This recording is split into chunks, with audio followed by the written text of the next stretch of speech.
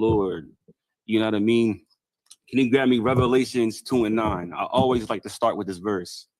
You know what I mean? Because we are the true children of the God. There's a group of people out there who call themselves Jews, but they are not. And they have taken our lineage, they have taken and captured our ancestors and put them through slavery. You understand? They have taken our name, they've taken our identity, and they bastardize our culture. Those type of people are not the real children of the Lord, of the children of the Bible, or the children of Israel. You know what I mean? And there's so many different books written about these certain groups of people. You know what I mean? The fake Jews, right? It's called the 13th tribe. You should read about it. Their own people talk about how they're not the real chosen people. You understand? In the Bible, there's only 12 tribes. All right, you grab that scripture for me whenever you're ready, sir. The book of Revelations, chapter 2 and verse 9. I know thy works. Right. And tribulation. The Bible says, I know your works and your tribulation. You know what I mean? Tribulation means you're going through a trial of some sort. Those fake Jews that's fighting Palestine right now, about to go into a World War III, they're not in no tribulation. They own everything. You know what I mean? Wall Street, the banks, the diamond, the jewelry. You know what I mean? They do all that stuff. Continue. And poverty, but thou art rich. He said he knows our poverty. He knows, he sees you in the ghetto, struggling, trying to survive, working paycheck to paycheck. You understand? Barely eating, barely surviving. You know what I mean? You're eating the crumbs that drop from the master's table. But listen, if you serve the Lord, your God, right, the God of Israel correctly, he's going to reverse all that stuff. And he's going to reverse all the damage that has been done to us. Mentally, of course, you know what I mean? We have been destroyed mentally. And that's actually saying, listen, people believe, right? Because of America, they actually believe in equality. They think that's actually a real thing. And they try to pin their philosophy on side the Bible, and they want to give it to us, right? So this is what happens. For years and centuries, they will assault us, steal, take our land, take our women. You know what I mean? That's, matter of fact, they take everybody. They ride up in everything and everybody. It don't matter what it is, and the pets too. Nobody is safe around these creatures. You understand? They have taken that from us, right? Is there more in that verse? But thou art rich. It says, but thou art rich. We're the rich. You understand? We're going to conquer this world, right? There is no equality inside.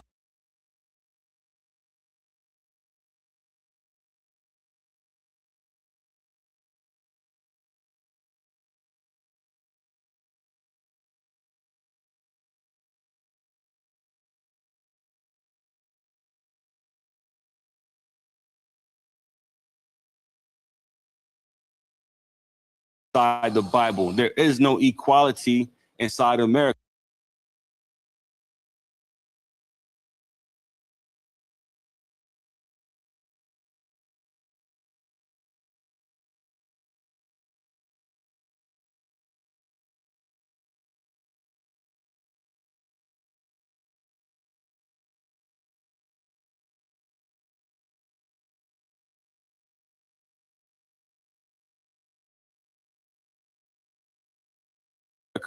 The Christian church has lied to you since its inception.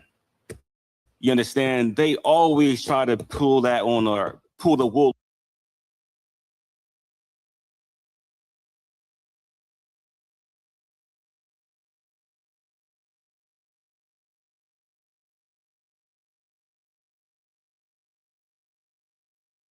over our eyes, you know what I mean?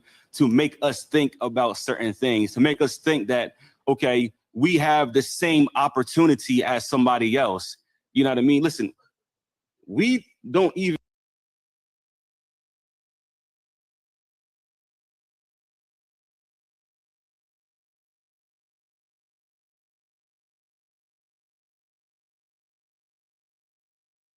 listen.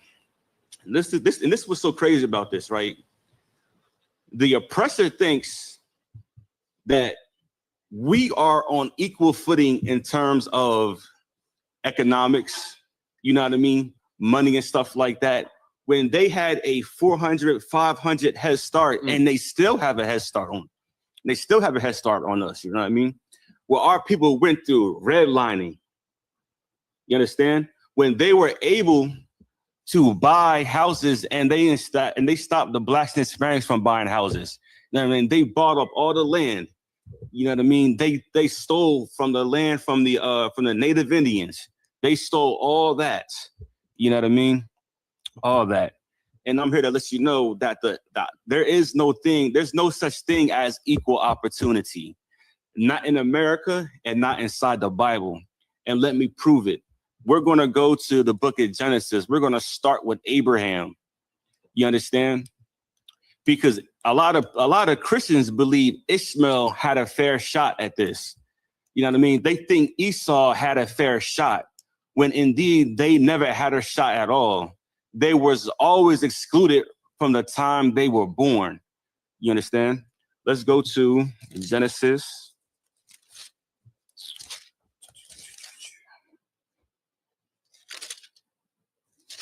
Hold on, I'm gonna get that for you. 1 second.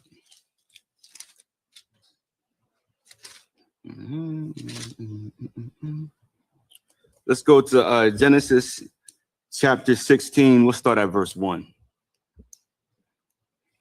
The book of Genesis, chapter 16, and verse 1.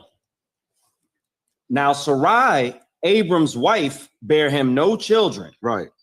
And she had an handmaid, an Egyptian, whose name was Hagar. And Sarai said unto Abram, behold, now the Lord have restrained me from bearing.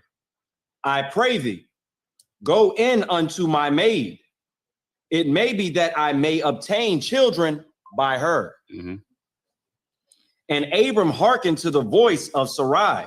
Now, this is story of how Ishmael is going to be born and how Ishmael is going to be brought into this picture. You know what I mean? Sarai, Abraham's wife, she didn't believe in the promise that God told them, that God told Abraham and Sarai. You know what I mean? She didn't believe. So she told her servant Hagar, which was basically like a surrogate mother, you know what I mean, to bear children in her stead, in her stead, you know what I mean, however the word is pronounced. You know what I mean? She had her bear children for her, right? And came out Ishmael, right? Keep going. Khan. Salakia, one moment. And Abram hearkened to the voice of Sarai. And Sarai, Abram's wife, took Hagar, her maid, the Egyptian, after Abram had dwelt 10 years in the land of Canaan, and gave her to her husband, Abram, to be his wife. Right. Verse 4. And he went unto Hagar, and she conceived. And when she saw that she had conceived, her mistress was despised in her eyes. All right. Right. So now this is a story, right? It's going to tell you about how Ishmael was kicked out, right? Because Ishmael was not the promised seed. You know what I mean? He was not the promised child. The child was supposed to come from Sarai or Sarah. That's where it started from. So it doesn't matter if Abraham was his father or not. God told Sarai that her son that came from her womb was going to be the promise. And this was done before they even thought about it. You know what I mean? Now let's drop down and we'll go to verse 17. We're talking about the covenant. Salakia, was there a different verse you was looking for? No, just verse 1. Verse 1, chapter 17, verse 1. Oh, Salakia, okay. The book of Genesis, chapter 17 and verse 1. And when Abram was 90 years old and 9, the Lord appeared to Abram. Wait, right there. Listen, and this is very important. because a lot of people say that God was just talking to everybody at that time when that wasn't true. The Lord only appeared to Abraham. He didn't appear to everybody. All right. So keep that in the back of your minds. You understand? Go ahead. And said unto him, I am the Almighty God. Mm-hmm. Walk before me and be thou perfect. And be thou perfect. You know what I mean? Keep the law, statutes, and commandments. To let y'all further know that it is a possibility to be perfect on this earth. You know what I mean? To walk perfect. Go ahead. Verse 2, mm-hmm. And I will make my covenant between me and thee. Listen, the Lord said he's going to make his covenant between Abraham and himself. That's only two people as part of this covenant. Covenant, not government. You know what I mean? Only two people part of that. You understand? So as we're going to read further into the story, because a lot of Christians like to say that the covenants is now for everybody because of John 3:16. You know what I mean? They like to say that God is for everybody, and that's a lie. The covenants was only given to Abraham, and then Abraham passed it to Isaac, and then Isaac passed it down to Jacob, and then Jacob's name was changed to Israel. You understand? And then the 12 tribes of Israel had gotten the covenant of the Lord. Now we can read on, right? Verse 3, and Abram fell on his face, and God talked with him, saying, as for me, behold, my covenant is with thee, and thou shalt be a father of many nations. Neither shall thy name any more be called Abram, but thy name shall be Abraham, for a father of many nations have I made thee. So understand, so this is also something that you have to understand, right? If God made a covenant with all nations, then why didn't he change their names? Think about it. He changed Abram's name to Abraham, and he told Abraham he was going to be the father of many nations. That promise wasn't given to everybody. The covenant wasn't given to the whole world. It was given to one man and his seed, right? Go ahead, verse 7, please. Verse 7. And I will establish my covenant between me and thee. God and Abraham. Go ahead.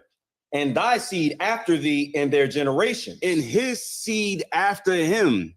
That's where it's coming from. It's coming from the seed. That's who falls in line. It's like you're passing down an inheritance. You know what I mean? You can ask anybody, ask any father, right? And you and you have something set up for your sons or for your children. You know what I mean? And are you going to, when you pass away and it has to be transferred, you're not going to say it's not for everybody just because they happen to stumble upon it. Right. You know what I mean? You just can't happen to stumble upon it and now claim this as yours, as your blessing. This is for his seed and his seed only. Keep going. And I will establish my covenant between me and thee, and thy seed after thee in their generations, for an everlasting covenant. Right. To be a God unto thee, and to thy seed after thee. Right. He's going to be. Absolutely. The reason why the scriptures comprise one of the most important books that's on the face of the earth is this is telling us the history, the future, and on top of that, you can actually see where people come from as far as their nationality, their nation. Absolutely. Like if you didn't get it from the scriptures, you would never know what was the cause of the Arabs being born. Absolutely. Like it was an Egyptian and a Hebrew came together and bam, you have Ishmael. I just wanted to point that out because people really believe in being agnostic, being Muslim, being Buddhist, but it does not give you the full picture. And you can see from what you read and what you're breaking down, it's giving a great picture of what life is actually about, where it comes from. So absolutely. The water for that. You know what I mean? Because that's also what the Christian church doesn't teach. It doesn't teach from Genesis all the way down to Revelation. They start at Proverbs and Psalms. You know what I mean? And they might talk about David and his glorious acts. Right. But they're not going to talk about Abraham and the covenant and how God specifically says it's for him and God. And then God says, this is going to go down to your seed. Right. You know what I mean? It's like your young man, Timothy, you had the water. All right, now we can continue reading. We left at 8. We had 8. The water. And I will give unto thee and to thy seed after thee the land wherein thou art a stranger. Damn. Listen to that. The Bible, God just told Abraham that he's going to give them a land that they did not own. He's going to give them a land that they were a stranger in. Ask yourselves, does that sound like equality to you? Does that sound like an equal opportunity? You know what I mean? That sounds like conquest and world domination, because that's exactly what the promise was. As long as Abraham and his descendants served the Lord, we was going to control this goddamn planet. You understand? Keep going. The land wherein thou art a stranger, and the land of Canaan, right, for an everlasting possession. For an everlasting possession. We was never going to give up our rulership. You understand? We were supposed to be in rulership from that time until today, and then forevermore. You know what I mean? The past, future, and present. That is our true status on this earth. The 12 tribes of Israel, the Blacks, Hispanics, and First Nation people. You understand? But we decided not to follow the Lord. We decided not to follow God. Keep going. Verse 9, and God said unto Abraham, thou shalt keep my covenant, therefore, thou and thy seed after thee in their generations. Exactly.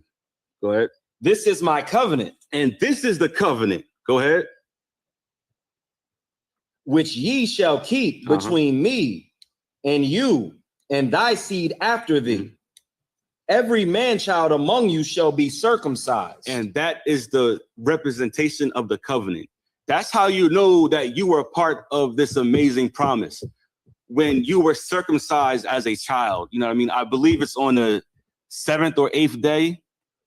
You know what I mean? They would take a knife and they would cut the foreskin of your child's genitals. You understand? Right. And that was a sign of the covenant. No other nation was doing that at the time. There wasn't the Ishmaelites. There wasn't the Chaldeans. You understand? Wasn't no Africans. Wasn't no Asians. Wasn't no European. And none of them was doing that at the time. That was uniquely and specifically for Abraham and his descendants. All right, now let's jump down to Deuteronomy chapter 7 and verse 6. And I know we all know this scripture by now, but this is very important to understand that what the Christians teach us every single day, we go to church every single day and we learn stuff that's so blasphemous and disrespectful to the Most High. You understand? And especially as a man, you cannot love everybody and everything, especially for a man. You have a child growing up. You cannot teach him to love everybody. He has to recognize that he has enemies. So when he's out and about with his family, he can see who the potential threat is. If he is always all loving and everything, he is going to misjudge the situation. Right. And there's going to be a psychopathic murderer in front of his face, and he's going to try to forgive him. What that sound like? Dylan Roof. Dylan Roof was a murderer who came inside of a black church, sat with them for an hour, prayed for him, prayed in the black congregation, prayed for him, talked to him, and he still unalived all of them. And then as he's pulling the trigger, shooting them, reloading, not one person got up and tried to stop him. You know what they did as Christians? They tried to pray for him. They try to pray for a lunatic that was there to murder. You know why? Because they love everybody. And they think, and listen, and black people think that's what God wants. God wants you to defend yourself when you're being attacked. Go ahead, Officer Cole.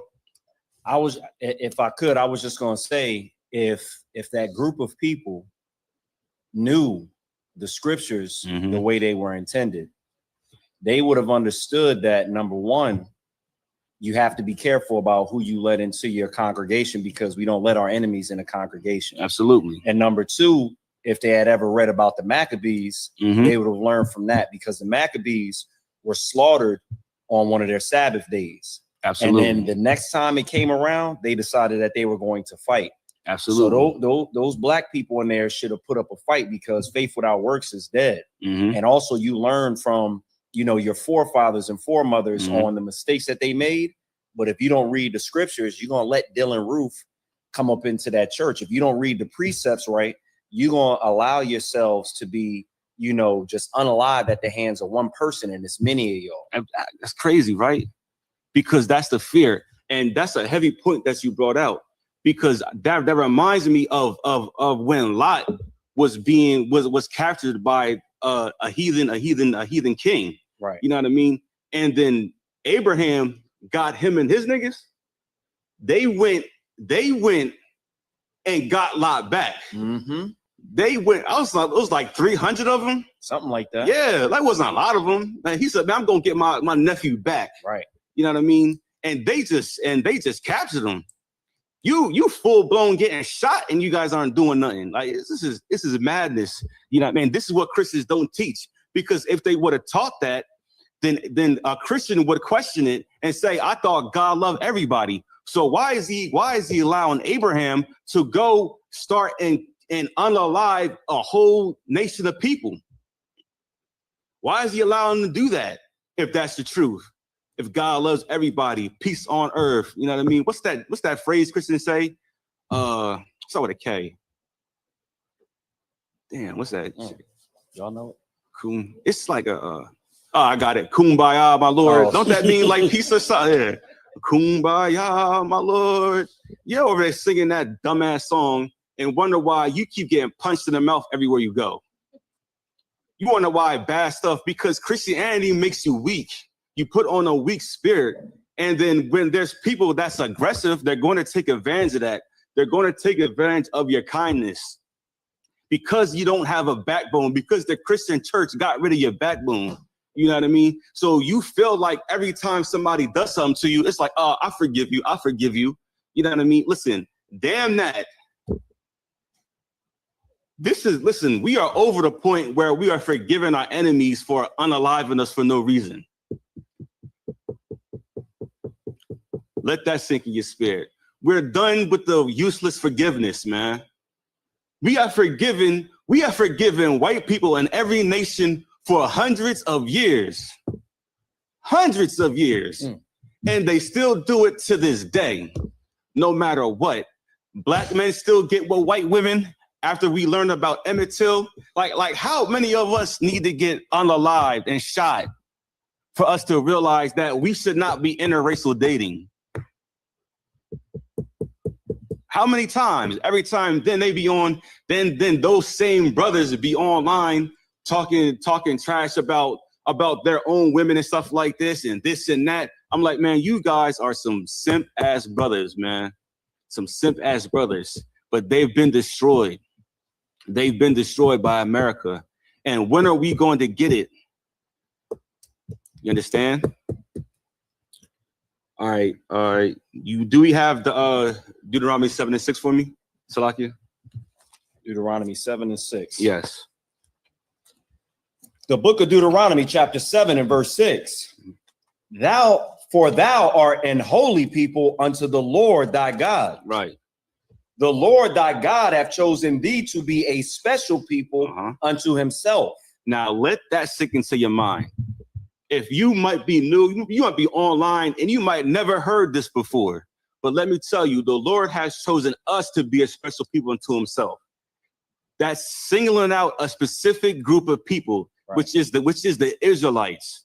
So don't let anybody ever tell you that you're not great. God said that you're a special group of people on this earth. His special people on this earth. Understand? That's what God said. We don't give a damn what your pastor's talking about everybody. You understand? We don't care a damn about none of that.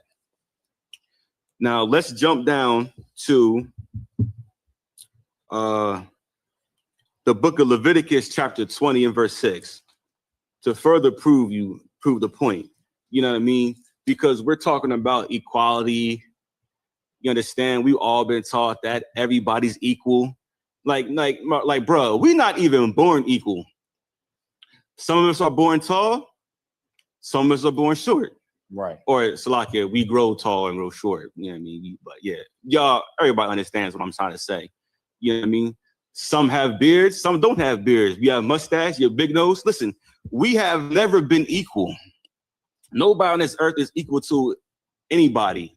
If you're looking at the physical, you understand? Like even our fingerprints are different from one another.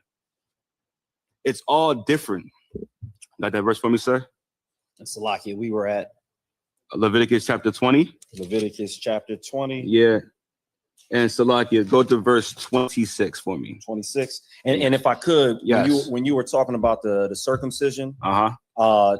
One of the men above us in the chat, I believe, just put it was on the 8th day. You said the 7th or 8th day. Oh, they just clarified and let us know it was the 8th day. The water for that. All right. So you said Leviticus 20 and 26, right? Yes, please. This is the book of Leviticus, chapter 20 and verse 26. And ye shall be holy unto me. Exactly. Now, we just read that we was a holy people in Deuteronomy 7 and 6. Right. So what does the word holy mean? The word holy means to be separate or set apart. Right. We are the set apart people, chosen by God. You understand? Keep going. For I, the Lord, am holy. Right. And have severed you from other people. And done what? Severed you from other people. Listen, the Lord said he severed us from other people, man. Listen, whenever you're reading the Bible, you have to take in every single word that the Lord is going to say to you. Right. Every word that's written down, you have to understand the impact in it. You know what I mean? He just didn't say, oh, yeah, here, I just took you away from them. Nah, he says he severed you, which means he cut the link. Whatever link that you was connected to somebody, he severed us from those other people, right? Ishmael and Isaac were brothers, but he severed us from Ishmael. Jacob and Esau were brothers, but he severed us from the Edomites. He severed us. There will never be another connection. And that's God making sure we know that we're his number one. Can you finish that verse, please? And I have severed you from other people that ye should be mine. That we should be the Lord's. You know what I mean? That is our, go ahead. That's just a heavy verse because according to the Christian church, the Lord is everybody's God concerning to being, their people. Absolutely. Like everybody is the children of the Lord according to them. But when you see verses like this, it's clear that he cut them and they just don't want to acknowledge it. Absolutely. You know what I mean? And this is why it's important that the men in the ISUPK teach the masses. You know what I mean? It's up to us to do it because these other organizations, they're out. Nobody is following the laws, statutes, and commandments but us in the ISUPK. And the ones that don't want to comply get kicked out. So we can keep our ranks holy and pure no matter what, right? So we're on a discussion about equality. Let's jump down to the book of Leviticus, and we're going to go to chapter 25, and we're going to start at verse 35, because we're about to show you a difference between a regular heathen and an Israelite. We're going to show you, what I'm about to show you is God's laws, even written how to govern our nation. They make a difference between the heathens and us and regular Israelites. You can read it whenever you're ready, sir. The book of Leviticus, chapter 25 and verse 35. And if thy brother be waxen poor. If thy brother be waxen poor, right? Go ahead. And fallen in decay with thee. Then thou shalt relieve him. Yea, though he be a stranger. Though he be a stranger. You understand? Though he be a stranger, right? Keep going.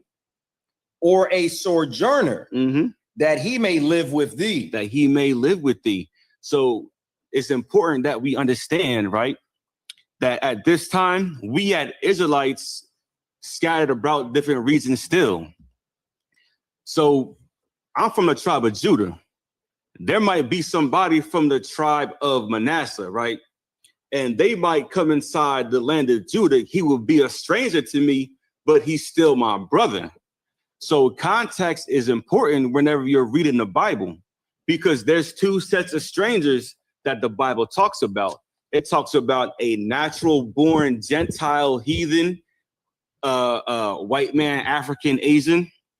Those are actual strangers. But then there's strangers like my brother I haven't seen for a while. You understand? That's from a different tribe and he comes back. Let's keep going. Verse 36. Take thou no usury of him or increase, but fear thy God, that thy brother may live with thee. And that's very important, because a lot of times, you understand, when we have a guest in our house or we have somebody come live with us, they already all are falling down, you understand, and they need a spot to live. And it says, don't take no usury upon him. Like, don't make his suffering even more unbearable. That's your goddamn brother. It says, if your brother have fallen and waxen and poor, you know what I mean? You're supposed to do the stand-up thing and be like, yo, I got a spot for you here. Sleep right here. You hungry? You eating? You understand? Is your children good? What do they need? That's how we're supposed to treat each other. That's what it's all about. Keep going.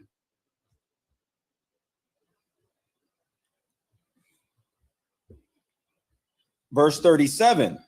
Thou shalt not give him thy money upon usury, nor lend him thy victuals for increase. Listen, I'm not going to tax you for nothing.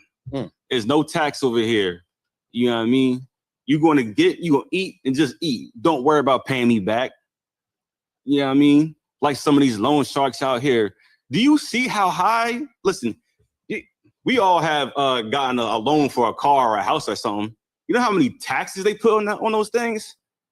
By the time you paid it back, that $20,000 car is like 40 grand. And then the car depreciates over time. So if you try to sell it, you're never going to get your money back for it unless you totally rip somebody off. But this is the work of the oppressor. This is his cruel and evil system. You understand, that we have to separate from. And this is why we have the laws of God. You should be thankful that we have these laws and we're not out here just like the oppressor. Keep going.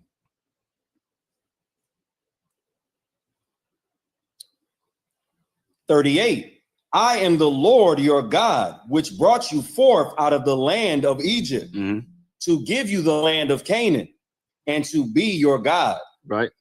And if thy brother that dwelleth by thee be waxen poor, and be sold unto thee, right, thou shalt not compel him to serve as a bondservant." Right. Verse 40.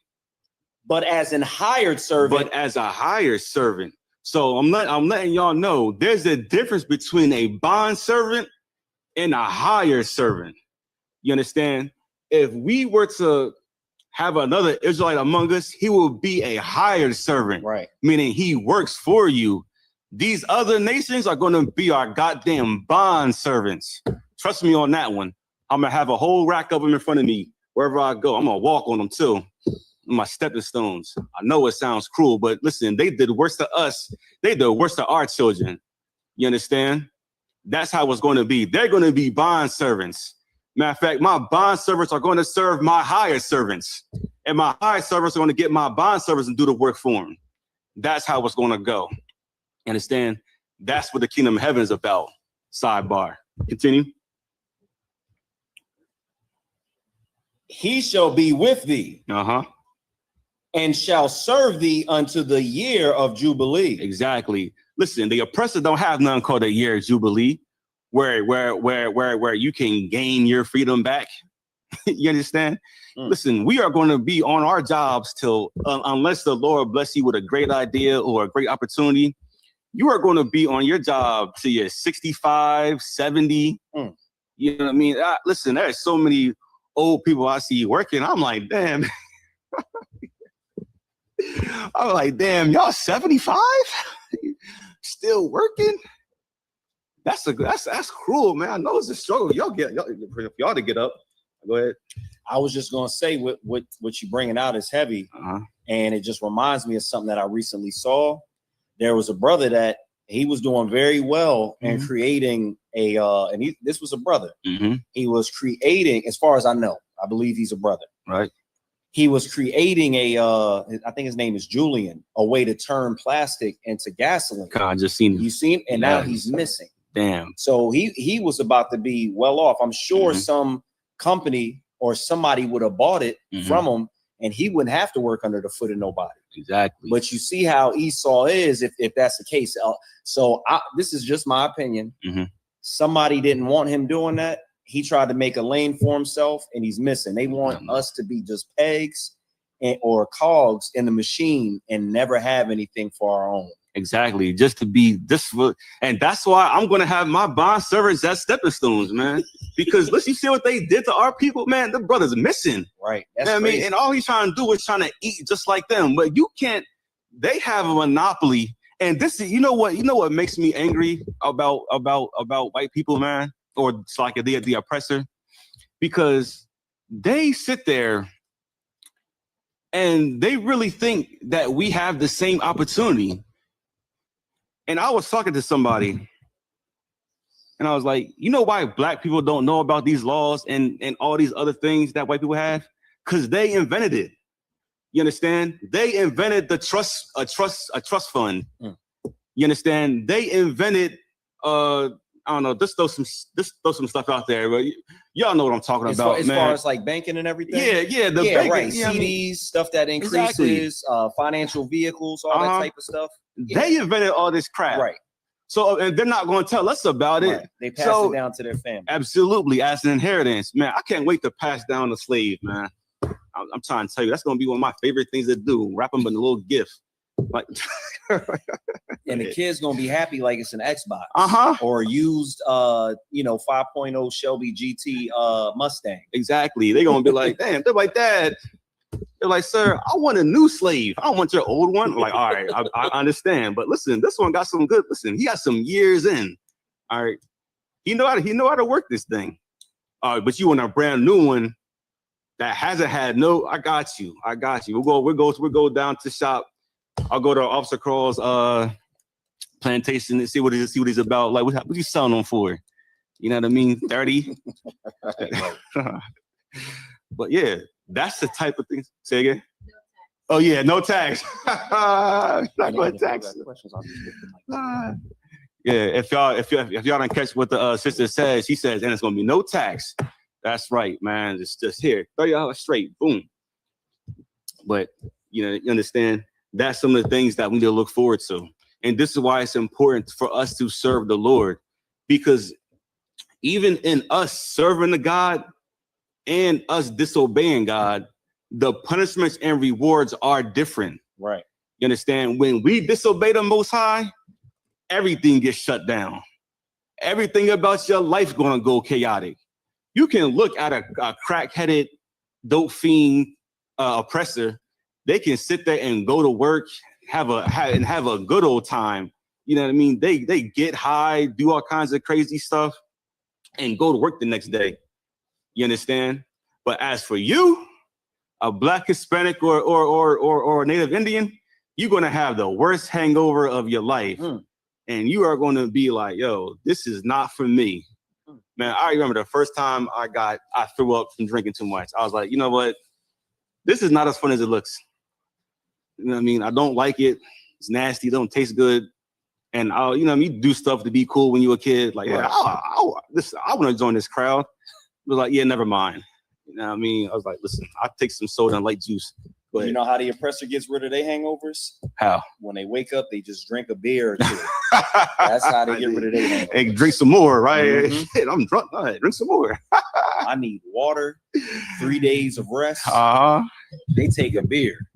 Dang, Pabst Blue Ribbon. I know, right? There's a professional alcoholics and professional drug addicts. Like, damn, like you've been sniffing coke since you're 15. God damn. You just know the amount you can take before you go over the limit. All right, but yeah. Let's keep going. Where we at? Verse 40? Khan. We left off at the year of Jubilee, so we're at verse 41. All right, the water. The book of Leviticus, chapter 25 and verse 41. Mm-hmm. And then shall the depart, or Salakia, and then shall he depart from thee, right, both he and his children with him, right, and shall return unto his own family. Damn, sidebar. Listen, if you was in slavery, you will not be returned to your own family. Yeah, man, you was never returned to your own family. Listen, because listen, I was talking to some pastors last night, and they try to compare this slavery to the chattel slavery that the transatlantic slave trade that our people went through, right? You was never going to get returned to your family after a couple of years. That was never an option for you. You was always going to be a slave no matter what. Right. Beaten, tortured, attacked, you know what I mean? 7 days a week. You understand? There will never be a day off for you. Right. This is completely different. And you better thank the Lord. Listen, you disgusting Edomites out there and you oppressors, you better thank God that we're not as evil as you guys. You understand? All right, go ahead. And shall return unto his own family, mm-hmm. and unto the possession of his fathers shall he return. Absolutely. For they are my servants, which I brought forth out of the land of Egypt. They shall not be sold as bondmen. Salakia. Can I just say one thing? Absolutely. Salakia. This part right here said in verse 41, it says, and unto the possessions of his fathers shall he return. Mm-hmm. We're so far removed from our heritage and our wealth and our freedom that there's few Black people who have possessions that they can pass down to their children, because you're working at a job to where you don't have stuff you can just pass. Like you can't pass. Every man can't pass down a business to his son. Every man can't pass down riches to his son. Mm-hmm. We're like good fathers nowadays. They're passing down advice, maybe an old car here or there. Mm-hmm. But they've removed us so far from, you know, our strength, our wealth, and our God that we don't have possessions to return to. Exactly. From our fathers. Absolutely. We don't have any of that. Salakia. Yeah, and that's also that's a heavy point. It's because they stole it all. Absolutely. You know, they burned down Wall Street. Right. We would be successful without you guys, but they burned down every successful village, town, city that we ever had. You understand? The lynch mobs attacked the rich of Israel, the rich of our people. They killed them, took their land, put their name on top of it, and said it was theirs. You understand? What was that? Oh, that gold rush. I forget when it was, man. But there was like some big gold rush that they had when, like, as soon as they kicked the Indians off their land, the First Nation people, right? So they kicked the First Nation people off their land and they sent them westward, right? Right. Turns out that there was gold on the land that they sent them to. So then they kicked them out that land. This is what happens. Like we're not poor because we're bad with money. We're poor because we're being oppressed constantly being oppressed. And this is why it's important for us to return to the laws, statutes, and commandments, man. It's no more of we can just wing it. Yeah. And if I could, I believe it was around the 1849 and on. Yeah. I believe it was around there because I believe the San Francisco 49ers are named after the gold rush. Mm-hmm. I believe that's how it goes. So you're absolutely right. It says PBS did a article and it says the gold rush impact on native tribes. Absolutely. So it kicked them off their land. Right. And then, like you said, did more damage. That's crazy. You already done took them through the Trail of Tears. Stomped, made them walk. Listen, I didn't know they made them walk barefoot in the snow. Miles barefoot. You understand? That was Andrew Jackson who led that, correct? If I'm coming up, Andrew Jackson. I believe so. I can look it up. You understand? I believe it was one of those horrible presidents. That's on one of our money, our notes. You know what I mean? Our dollar bills. George Washington. You know, these are evil men that they have representing us, or not us, representing America. You understand? That they did horrific crimes to us, and you think that we just supposed to forget this? You think I'm just going to forget that? I know there's some black people who do want to forget, and they will celebrate Thanksgiving and eat with some wicked people, but not over here in the ISUPK. We won't do none of that. We're going to celebrate the Passover, which is the destruction of our enemies. Yep. Andrew Jackson at the water. Right. And we'll celebrate the Passover, which is the destruction of our enemies. You understand what God did to the Egyptians for oppressing us for 400 years. And the Bible says it's going to be greater when he sent us out from the northern country. That's in the book of Jeremiah. You understand? The Lord's going to have his revenge because they have afflicted his people. You understand? And this is exactly why there is no equality when it comes to the Lord. So let's wrap that up, right? And let's go to the book of Leviticus. Let's go to the next chapter, right? Since we're talking about, matter of fact, let's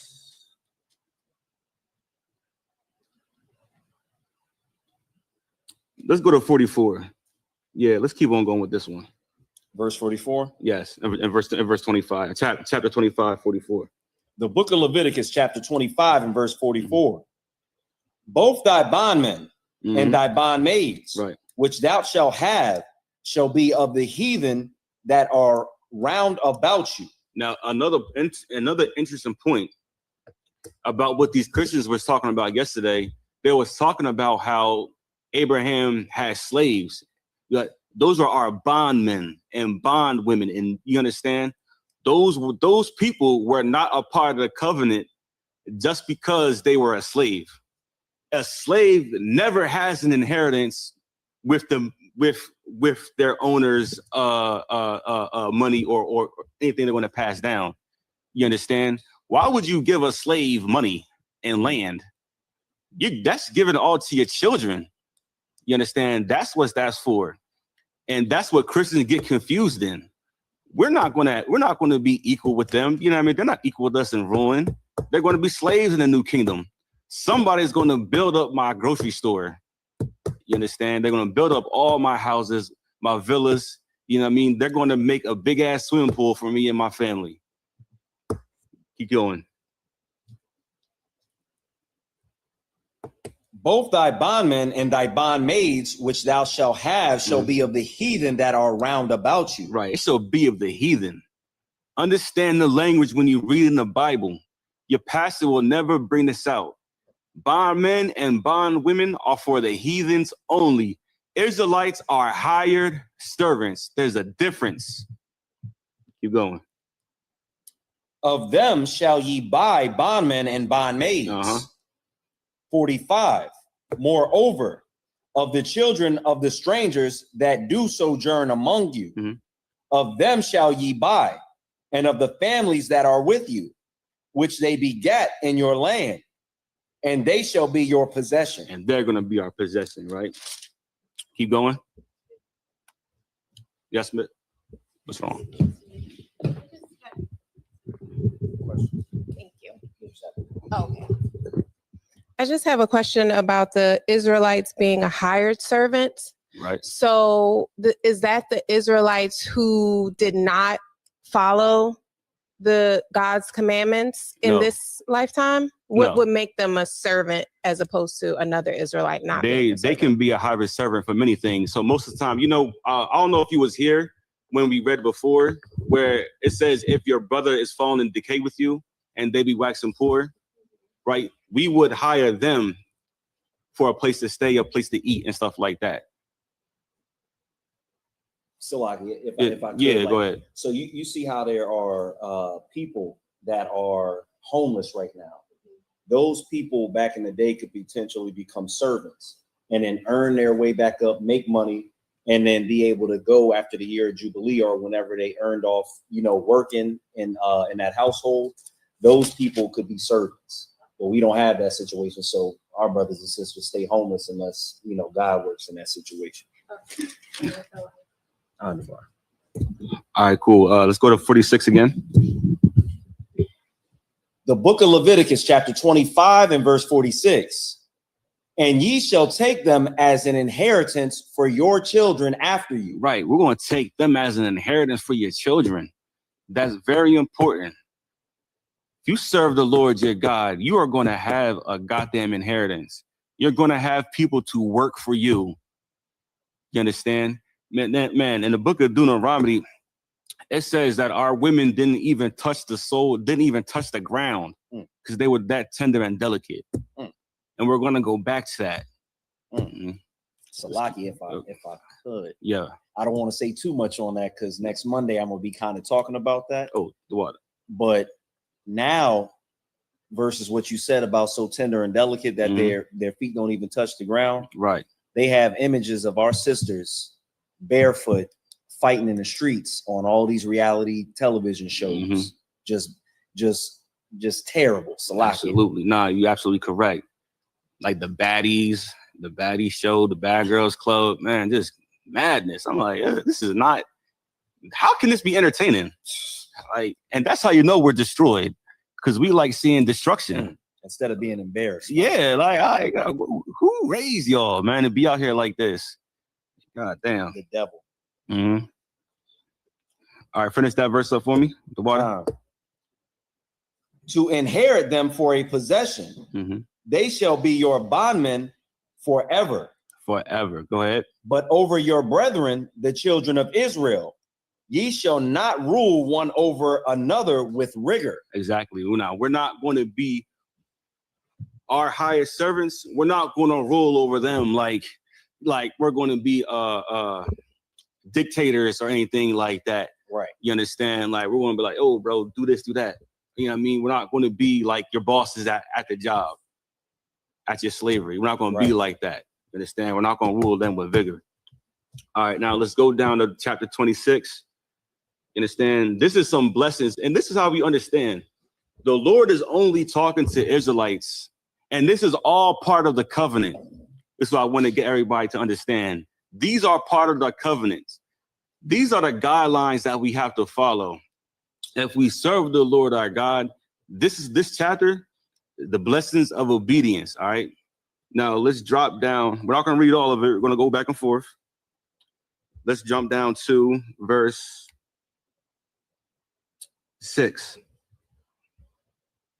The book of Leviticus, chapter 26 and verse 6. And I will give peace in the land, and ye shall lie down, and none shall make you afraid. Man, it says none shall make us afraid, man.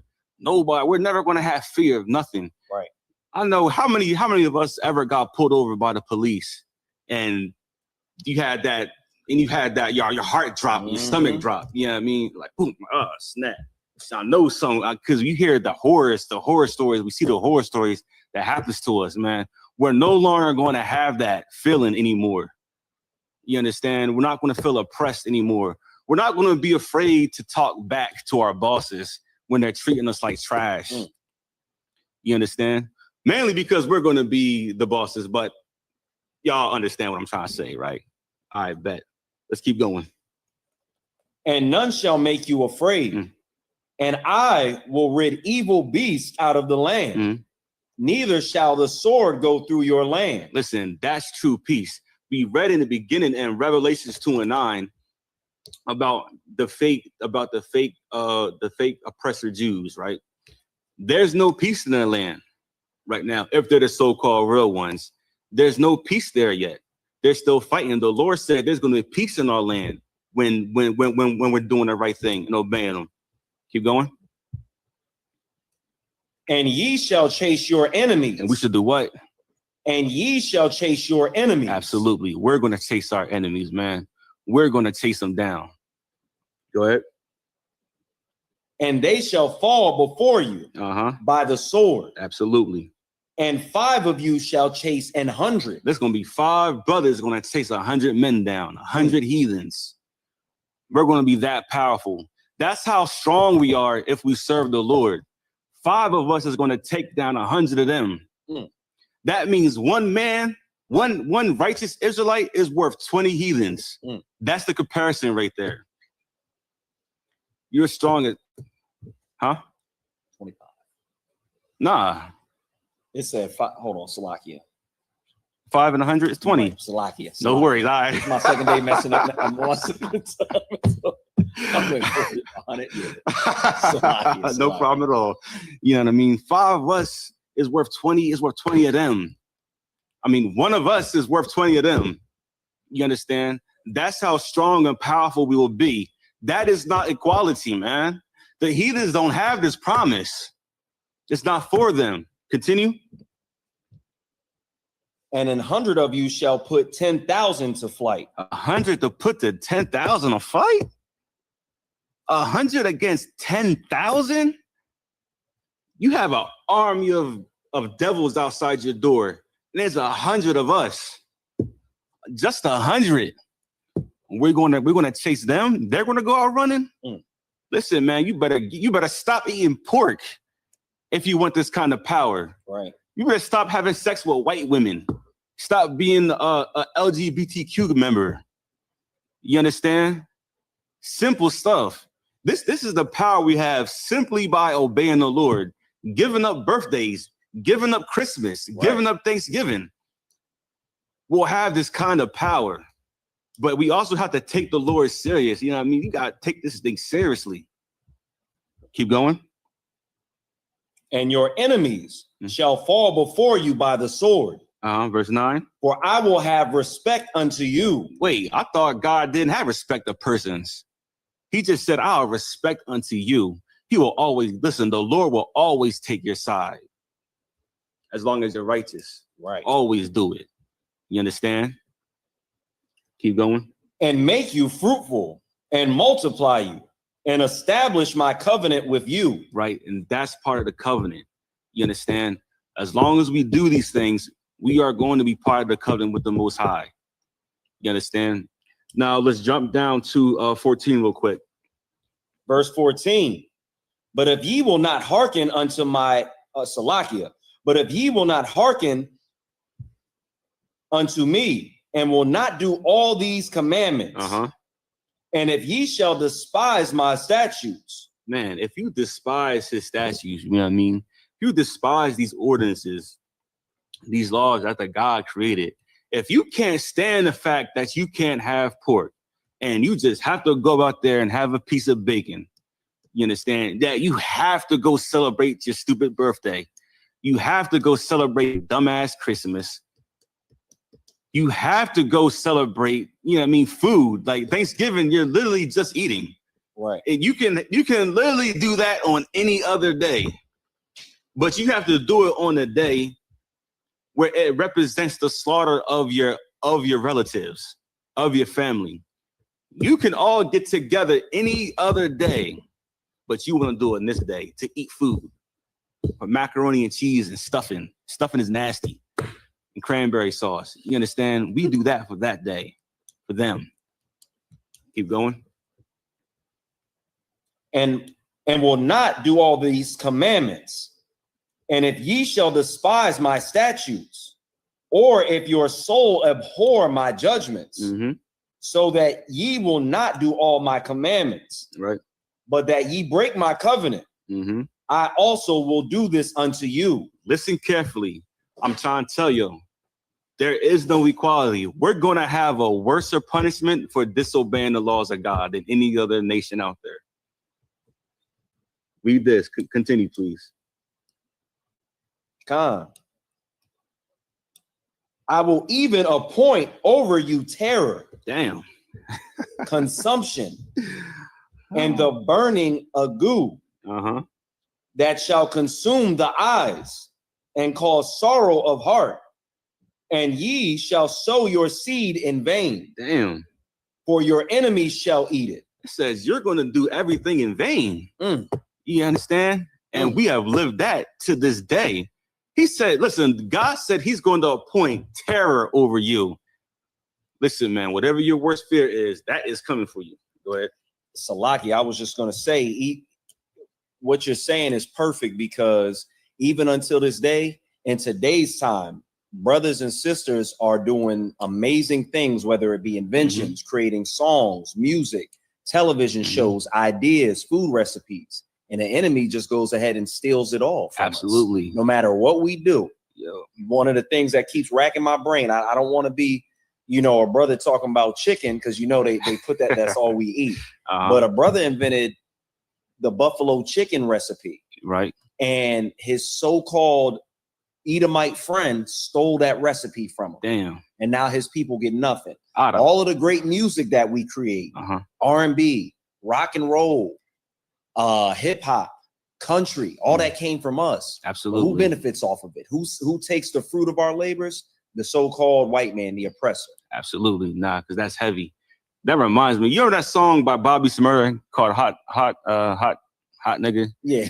Man, he got out of prison and he said he made I think it was the numbers were so low and their numbers were so high. It was millions of dollars they made off that song. And he probably made like 1,200. Yeah. You got 50,000 off of a $14 million song. You know what I mean? Because that song was a big hit. And he came out of prison and was like, damn, that's all I got. And they ate off him, man. All right, keep going. Salakia. We're at the middle 17. And I will set my face against you, and ye shall be slain before your enemies. They that hate you shall reign over you, and ye shall flee when none pursueth you. Man, that's what happens, man. We run for no reason. We scared of everybody. We scared of everything, man. And this is why I'm glad the Lord chose me to come inside this truth, man. Because I do not know what kind of man I would be today if I wasn't. You know what I mean? It's like it to my parents that raised me, but they raised me as a Christian. And as a Christian, men are not the type of men that the Lord needs today. Right. He's looking for soldiers, people that's really to stand up and die for these laws, statutes, and commandments. You understand? Who's a man who is willing to risk and lose everything. A woman who is willing and risking to lose everything to serve the Lord. Abraham didn't get the promise just because. You understand? Abraham got the promise because when God told him to offer up his son Isaac, he said, "Yes, sir." And then he told Isaac, he said, "Where's the offering?" Abraham said to Isaac, "The Lord will provide a sacrifice," because Abraham knew deep down that the Lord wasn't going to let him sacrifice his son. And he told him that, and he believed in his heart the whole time that there was going to be another sacrifice, up until the point where he was about to stab him. What was Isaac thinking? I don't know. Well, I'm looking at Dad. God damn, you got to.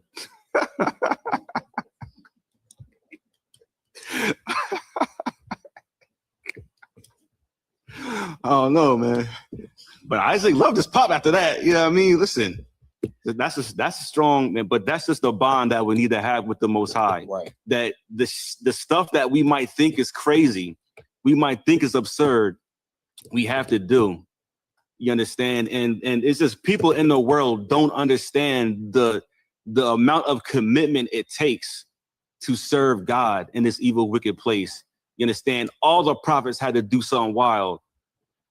I think it was the prophet Isaiah had to walk around Israel for 3 years with no clothes on, prophesying the word of the Lord. Who is doing that today? Not me. Let y'all know that right now. Listen, Lord knows. Listen, I don't know if I'll be able to do that one, God. You understand? But this is why we have to follow these examples, because they showing us the way how seriously we need to serve the Lord. We can't be out here playing around with this. You understand? We cannot be playing around with this. Our lives are on the line. Our families' lives are on the line. Do we really want our children to grow up the way we did? Nah. You understand? We don't. All right, we're about to wrap it up soon. Let's go to Romans 3:1, I believe, where it says, what advantage have the Jew? Romans 3:1? Yes. Yeah, Salakia. Yeah, Isaiah did, I think it was around, you said like 3 years. Yeah. I'm gonna ask the general, was it fully naked or did he have on like, you know, like a loincloth or something? Because nakedness is, like for a man back then was like their chest and stuff on. So he's walking around, which we didn't do. But I don't know if he had the giblets and the giblets showing. I don't know. I think it was. I'm gonna have to ask. Like, serve the Lord. That would be completely right. But Salakia, where'd you say to go? The book of Romans, chapter 3:1. Romans 3:1. Now we're going to go to the New Testament because the Old Testament and New Testament, they all say the same thing, man. Right. There is no difference between the two. You know, we was talking to some Christians last night, and they always want to give the covenant to heathens. There is no covenant for the heathens. They're here. These heathens on this earth are here to be our bond servants. You understand? And our bondmaids. That's why they're here, to serve us. But you go ahead. The book of Romans, chapter 3:1. What advantage then hath the Jew? It says, what advantage of the Jew? You understand? Or what profit is there of circumcision? This next verse is about to just lay it all plain for y'all. Go ahead. Much every way. It says much every way. Chiefly. Because that unto them were committed the oracles of God. Because unto us was committed the oracles of God. The Lord has commanded us to be a holy nation upon this earth. You understand? In the book of Proverbs, it says that when the wicked rule, the people mourn. But when the righteous rule, the people is going to rejoice. These heathens are going to be happy when we're ruling. You understand? That's all I got. Anybody got any questions they want to ask? I'm gonna have you come down and control this when I walk up. All right, no sweat. I'll fix it though to point at me. You can just end the class. All right, no problem. With that being said, we're going to pass the class over to Precinct Officer 500 Call.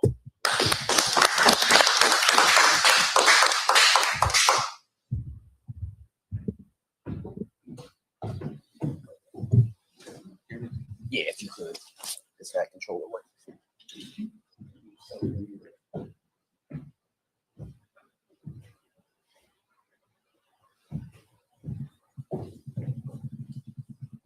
Yeah.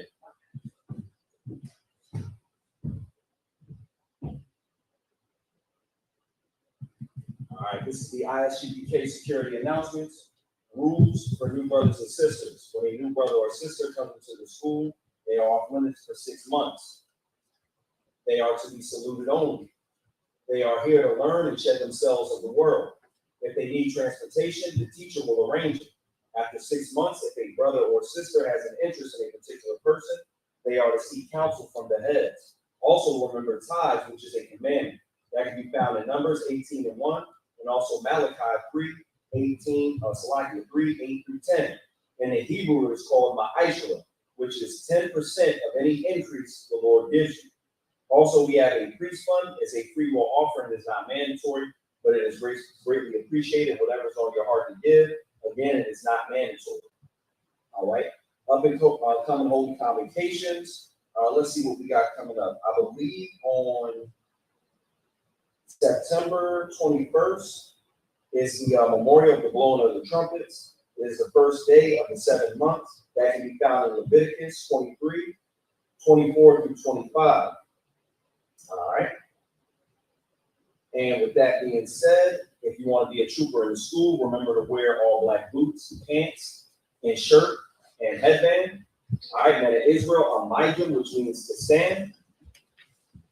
Amayim Shabbat, Amijim, Barak. Yahweh Hashem Yahushua Barakathon.